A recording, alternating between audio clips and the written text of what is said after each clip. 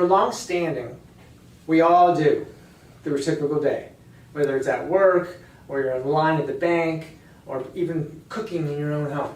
What happens is when people are standing for a certain length of time, they'll slowly start getting more and more uncomfortable to it. They'll start feeling it, and then you start seeing them doing like this, because they're uncomfortable, okay? Because your back is telling you, move, move, move. So we're going to teach you some tricks on what to do. But before we teach you the tricks, it's important that you start to identify in the low back when you know you need to start implementing these tricks. You do not want to wait until you're like, oh, you're just really hurting your back, and then you finally do these things. It's a little too late.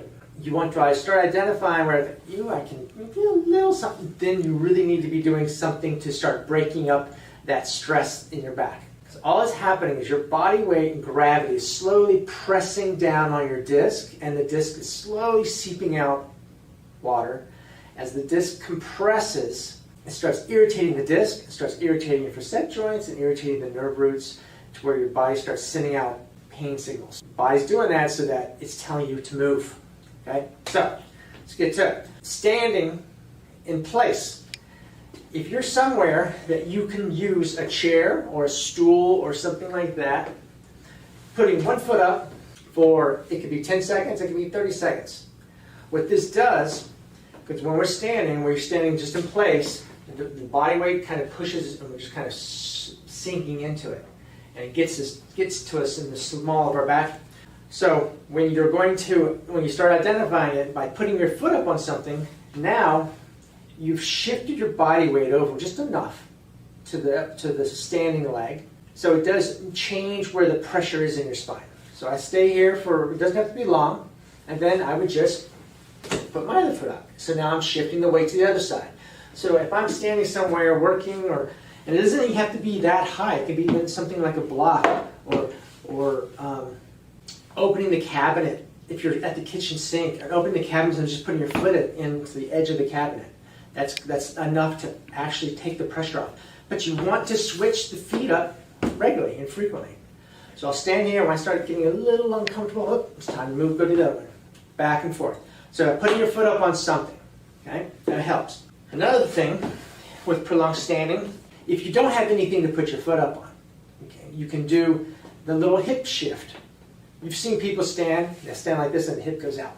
Okay, well, we don't want you doing that, okay? But by putting one foot forward and putting the majority of your weight on the back leg, this is doing the same thing where I'm shifting the pressure over, but I'm not letting my hip drop. But then again, I'm going to shift these legs back and forth frequently. So it could be frequent, it could be every 10 seconds, every 30 seconds. Shift till you start getting a little uncomfortable, shift back and forth. Now, the last technique is one of my favorites. If you're standing in line somewhere at the bank or anywhere, even cooking or cutting up stuff, you can do what I call the dance. Basically, you just start rocking back and forth. What this is doing now, your center of gravity, pressure is now moving from side to side, not staying in one spot to cause the irritation. So you can sit there and just go back and forth, side to side. I can sit here and I can do this for a good hour. My feet will start hurting before my back starts hurting, actually. But if I stop and I just stand here, within about a minute or two, I'm going to start feeling it in my small of my back. Okay. Now, you can also just put one foot forward and you just rock forward and back like so. Okay. And again, you want to switch feet when you're going to be doing the little dance trick, back and forth. And that's prolonged standing. Thanks for watching.